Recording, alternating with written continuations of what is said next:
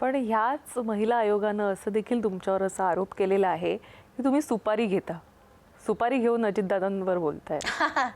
अजित पवारांवर मी 2011 पासून बोलतेय, सिंचन घोटाळ्यापासनं. आणि सगळे जे म्हणतात ना सुपारी, आधी ते त्यांचे सूरज चव्हाण वगैरे म्हणायचे, तेव्हा मी तेच म्हटलं की कसं असतं, प्रत्येकजण आपापली भाषा बोलतो. आता जर मी तत्ववादी आहे तर मी भ्रष्टाचाराविरोधातली भाषा बोलणार, पण ही काय माणसं, एक तर ते लाभार्थी आहेत, म्हणजे सूरज चव्हाण म्हणा, रुपाली चाकणकर म्हणा, यांना मी लाभार्थी म्हणते.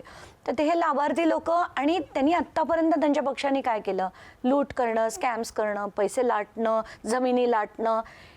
त्यामुळे त्यांना हीच भाषा येणार, सुपारी, अमुक तमुक. म्हणून त्यांच्या तोंडून ती भाषा मला काही नवल पण नाही वाटत, आणि आता काही रागही नाही आहेत, कारण जो माणूस जसा आहे तो माणूस तीच भाषा वापरतो.